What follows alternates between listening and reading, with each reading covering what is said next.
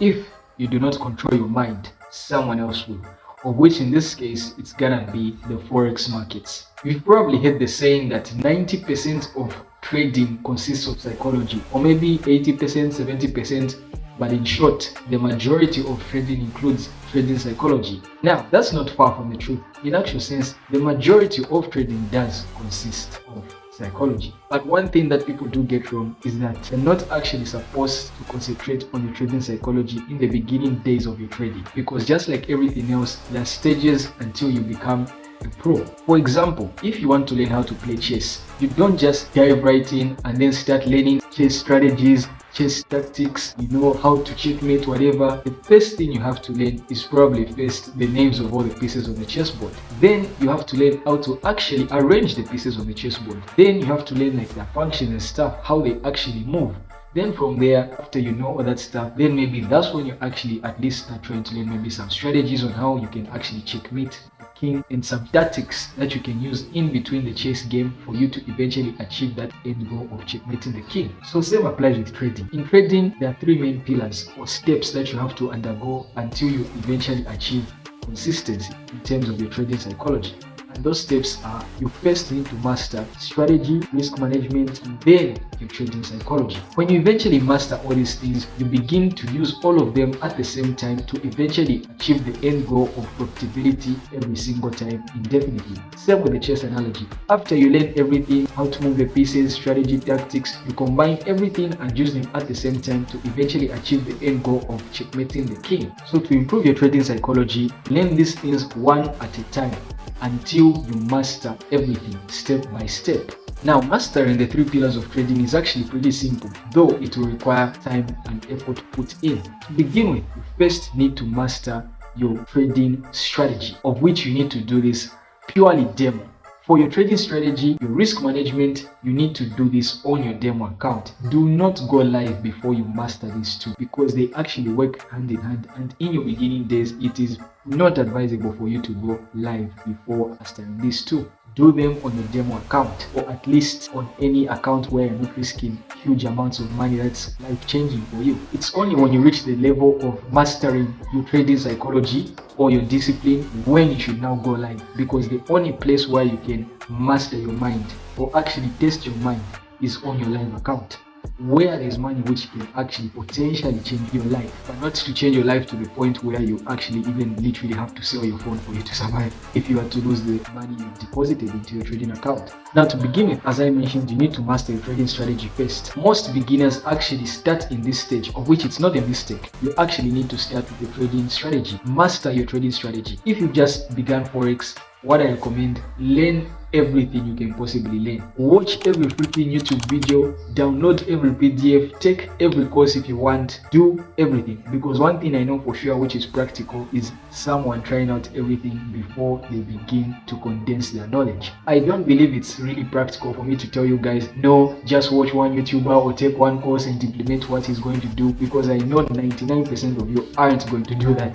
99% of you are going to have the craving to actually try out something new because of the shiny ball syndrome, and hence you should do exactly that. After that stage of learning so much information that it becomes overwhelming and it literally confuses you, that's the stage now where you have to actually now start condensing that knowledge. After you've traded every single trading strategy, ask yourself these simple questions. What's the easiest way for me to know the direction of the market? If you were to just wake up randomly on one day, boom, just wake up. Ask yourself, if I were to be told to tell the direction of this market, what principle am I going to use? And that's what you should always use for your trading direction. That should be your choice. Always use that system as your trading direction. That's after you've used so many strategies, watched so many YouTube videos. After that, ask yourself again abruptly, if I were to be asked which levels I should look at to eventually look for possible entries, which levels are these? If you are to just ask like on the spot, whatever principle comes to your mind for you to figure that out, that's the principle you should use. After you figure that principle, now ask yourself, if I were to be told to enter this trade, if you are to be just told on the snap just like that, what principle are you going to use to enter the trade? And that should be the principle you should use all the time. And now the last part is to ask yourself, If I were to be told to put a stop loss and a take profit right now, just on the spot, gun on your head, what principle are you going to use? And that should be the principle you should use all the time. These 4 principles you come up with by asking yourself these 4 questions, the principles you should go all in when creating your trading strategy. For example, I myself trade smart money concepts. If I were to be told direction on the spot, I would use market structure, just like that.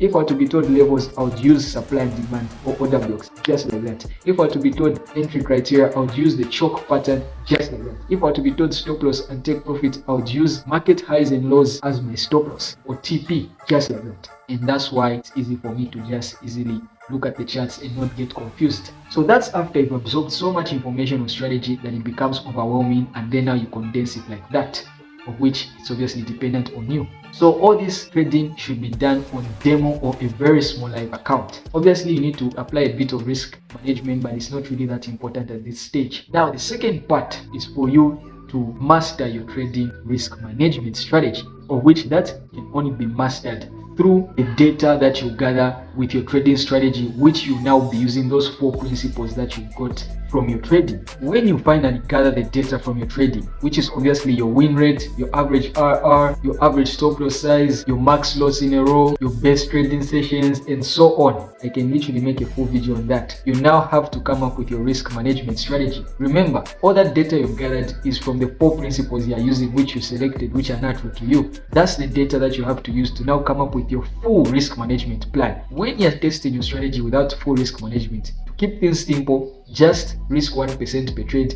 enter the trade, then forget. Wait for it to hit TP or stop loss, forget. And when you gather enough of that data where you enter, hit stop loss or TP, preferably at least 100 trades, that's when now you can come up with other risk management aspects based off of the statistics you've got, which are things like break even, maybe trading sessions that you have to trade and some that you have to avoid, maybe setups that are high probability than others, stuff like that. And that's how you come up with your risk management plan. Another aspect to remember is your own personal goals. Remember, one person can be risking 2%, 3%, even up to 5-10%, while another person can only prefer to risk 1% per trade. At the end of the day, if your plan is profitable, you make profits in the long run if you know what you're doing. Now, what I mean by goal is how much profits do you want to make? Obviously, you can't predict how much profits you want to make, but you can control how much you want to risk to achieve at least an average of a certain amount of profit. For example, prop firms are the most trending goal for most people nowadays in the trading industry, including me. I personally developed my risk management plan and my strategy mostly based off of the prop firms, trying to actually have a system that can actually work to pass these prop firm challenges and actually stay consistent with them. Therefore, when you create your trading plan, specifically your strategy, tailor it in such a way that it suits your plan. For the prop firm specifically, tailor it in such a way that you pass these evaluations. Most of them require you to earn at least 10% in phase 1 and 5% in phase 2.